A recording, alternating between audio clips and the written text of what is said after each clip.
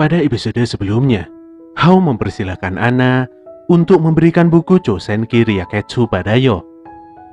Sementara Yo dan kawan-kawan telah sampai di Tanah Suci Bintang-Bintang, tempat di mana semua jiwa terlahir kembali dan ingatan bumi selama 5,6 miliar tahun. Mereka semua telah mendapatkan berkah dari Great Spirit. Tiba-tiba muncullah sekutu baru yang bernama Chokolov dengan roh jaguarnya. Dia akan bergabung dan membentuk tim dengan Ren. Chokolov juga memberikan banyak informasi pada Yo tentang 3 musuh terburuk yang akan menanti mereka. Yang pertama adalah tim Hao, dan tim yang lainnya adalah tim yang dibentuk secara khusus untuk mengalahkan Hao, yaitu Gandara dan X-Laws. Sebelum memasuki isi cerita, seperti biasa, buat kalian yang baru saja datang, silahkan untuk subscribe channel ini dan jangan lupa untuk menyalakan notifikasinya supaya kalian tidak ketinggalan info terupdate dari kami. Baiklah teman-teman, langsung saja, inilah Shaman King episode 19.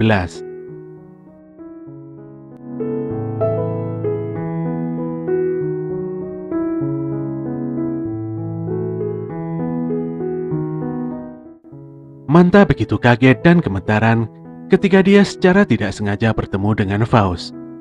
Sebenarnya Manta ingin segera kabur dari tempatnya berdiri saat ini, namun sayang, dia malah terjatuh sendiri. Hal ini tentu saja membuat Faust sadar akan kehadiran Manta di dekatnya. Di tempat lain, nampak Yo dan kawan-kawan sedang berjalan dan menuju ke suatu tempat. Saat itu Horo-Horo masih terlihat kesal karena ulah Ren. Dia pun melampiaskan kekesalannya dan bertengkar dengan Chokolov. Saat itu Faust muncul tepat di depan Yo dengan kursi rodanya. Dia juga nampak memangku Manta tanpa ada rasa bersalah. Dengan senyumnya, dia menyapa Yo yang terlihat sedikit kebingungan. Yo pun menanyakan mengapa Manta ada bersamanya. Ternyata Faust hanya kebetulan saja bertemu dengan Manta. Saat itu Manta terjatuh dan tidak sadarkan diri begitu saja. Jadi Faust terpaksa membawanya seperti itu. Faust sangat bersyukur bisa bertemu kembali dengan Yo. Dia hanya ingin bertemu dan berbicara kembali pada Eliza. Itulah satu-satunya tujuan utamanya untuk mengikuti turnamen ini. Melihat keadaan saat ini, nampaknya dia tidak bisa mengikuti pertandingan selanjutnya. Untuk itulah dia meminta pada Yo untuk bergabung dengannya karena dia tidak memiliki kenalan lain selain Yo. Hal di luar perkiraan ini membuat Ryu kaget dan langsung menolaknya. Tim mereka sudah penuh dengan kehadiran Lizard sebagai anggota terakhirnya. Dia pun mengusir Faust untuk segera pergi dan mencari tim yang lain saja. Mendengar hal ini membuat Faust menjadi sedih. Dia juga menyadari bahwa pasti akan mendapat penolakan apabila bergabung dengan Yo. Dia pun berlalu pergi meninggalkan Yo dan yang lainnya. Di tempat makan, baik Manta maupun Ryu sedikit merasa kasihan pada Faust. Manta berpikir sesungguhnya Faust bukanlah orang yang jahat. Dia hanya terlalu tulus mencintai Eliza yang telah tiada. Dia juga terlalu terobsesi dengan ilmu medis hingga membuatnya berakhir seperti sekarang. Anna akhirnya memutuskan bahwa tim Yo membutuhkan seorang dokter. Tiba-tiba dia langsung memasukkan Faust ke dalam timnya Yo. Dia tidak mengetahui apa-apa tentang Lizard. Namun berbeda dengan Faust, Anna telah menyaksikan sendiri kemampuan Faust yang kuat ketika bertarung melawan Yo. Dia juga berniat untuk memenuhi keinginan Faust dengan mengasah kekuatannya. Jika nantinya Anna bisa membangkitkan Eliza dengan nekromansi yang sempurna, maka keinginan Faust akan tercapai dan dia akan setia pada Anna. Di sisi lain, Lizard nampak sangat bersedih di dekat Marco. Dalam kesedihannya, dia menanyakan apakah X-Laws bisa mengalahkan Hao. X-Laws memiliki banyak sekutu dan ketuanya memiliki kekuatan yang jauh melampaui Hao. Marco sangat yakin kalau X-Laws bisa mengalahkan Hao dengan sangat mudah. Marco menenangkan Lizard dan memujinya karena telah berjuang dengan gigih hingga detik ini. Marco pun berniat mempertemukan Lizard dengan ketuanya supaya Lizard bisa menjadi Shaman yang lebih kuat. Di saat yang sama, Anna memberikan buku Chosenki Ryaketsu pada Silva. Demi mengalahkan Hao, Anna sudah menghafal semua isi dari buku Chosenki Ryaketsu. Nantinya dia sendiri yang akan mengajarkan isi buku ini pada Yo. Di hadapan Silva, Anna juga menunjukkan dua sosok Shikigami yang dulunya dikendalikan oleh Hao, yaitu Zenki dan Goki. Tidak peduli seperti apa lawan yang menghadangnya, Anna akan membimbing Yo untuk menjadi Shaman King. Hari digelarnya turnamen pun telah tiba. Turnamen ini digelar di pulau tak berpenghuni, berjarak 800 km dari arah selatan kota Tokyo. Pulau ini memang tidak berpenghuni, namun beberapa pabrik masih berdiri. Banyak helikopter yang datang mendekat. Mereka semua merupakan pendukung dari beberapa peserta yang datang dari berbagai negara.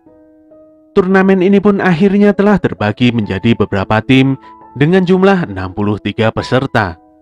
Hanya 12 peserta dari 4 tim terbaik yang akan melaju ke babak selanjutnya. Selain itu, di papan pengumuman hanya menampilkan nama timnya saja. Detail nama peserta sama sekali tidak diketahui. Jadi mereka semua tidak akan pernah tahu siapa lawannya. Melihat Lizard yang telah menghilang, membuat Faust menyadari bahwa bisa jadi tim mereka akan melawannya kelak. Untuk terus melaju di turnamen ini, Yo dipastikan akan berhadapan dengan Ren. Semua informasi telah diberikan Anna, sisanya tergantung pada kesiapan Yo sendiri. Hal ini membuat Yo tetap santai. Dia tidak mempermasalahkannya, karena Ren nampaknya juga menginginkan pertarungan ini. Tidak lama kemudian, salah satu dari 10 pendeta suku Pats yang bernama Razim mulai membuka turnamen Shaman Fight ini. Dia pun menjelaskan tentang aturan pertandingan ini secara singkat. Pertandingan ini adalah 3 lawan 3. Tidak ada batasan waktu, rohnya pun bebas. Bila tidak bisa menggunakan Oversoul, terjatuh di luar arena tiang totem, dan menyerah setelah memenuhi semua persyaratan, maka peserta dinyatakan kalah. Keempat tiang totem di arena ini telah dijaga oleh Oversoul khusus, yang mana tidak bisa dilewati oleh siapapun kecuali pesertanya. Jadi pertandingan ini dipastikan aman dan jujur, tanpa gangguan dari luar peserta. Semua penonton begitu antusias mendengar penjelasan dari si pendeta. Tim pertama yang terpilih dari kocokan Great Spirit adalah timnya Ren. Chokolov nampak canggung melihat banyaknya penonton, sementara Ren dan Horo-Horo nampak sangat bersemangat. Lawan mereka adalah Tsuchigumi, yang diantaranya adalah bos, yaitu 2 orang pendeta idiot penyuka musik yang tempo hari bertemu dengan Yo, yaitu Yoneta Zen dan Sugimoto Ryo. Melihat musuh yang merupakan anak buah Hao, membuat Chokolov bingung dan ketakutan. Sayangnya Ren dan Horo-Horo tidak mau menghadapi bos yang lemah. Mereka hanya akan meladeni rekan bos yang merupakan sosok misterius di belakangnya. Pembawa acara pun langsung memulai pertandingan ini.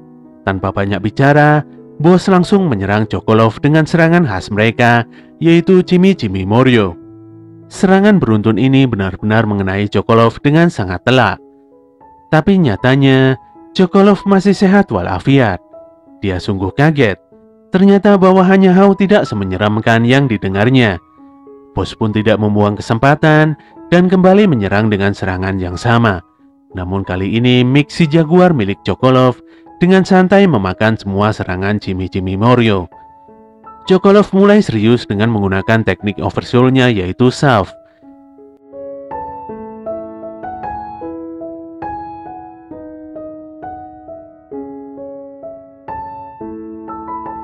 Dia langsung menyerang dan membabat bos dengan 1 kali serangan telak hingga membuat mereka terhampas jatuh ke tanah.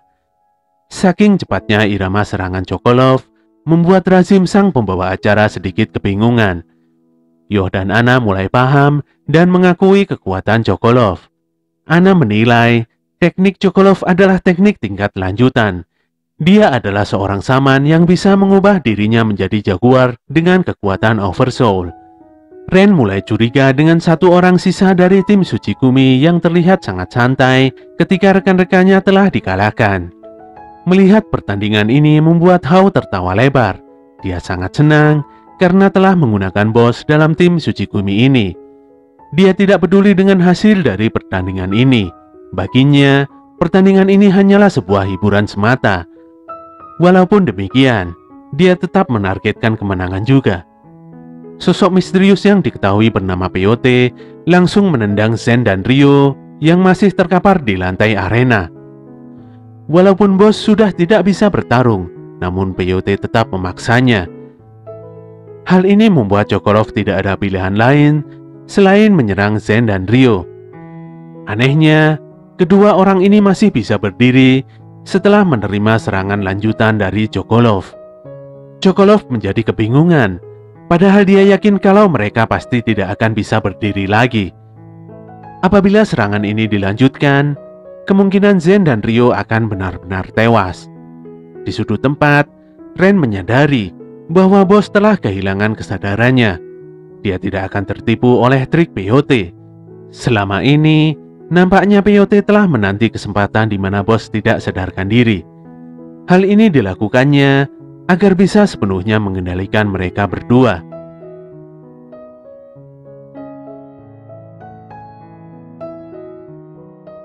Oke teman-teman, itulah akhir dari cerita Shaman King episode 19. Semoga kalian semuanya suka dan tidak bosan untuk terus mengikuti ceritanya. Kritik dan saran kalian akan selalu kami tunggu demi kebaikan channel ini. Bantu kami untuk terus mengembangkan channel ini dengan klik tombol like, komen, dan subscribe. Apabila info dari channel ini bermanfaat, silahkan kalian bagikan kepada teman-teman kalian. Tetap semangat dan sampai jumpa di konten kami selanjutnya.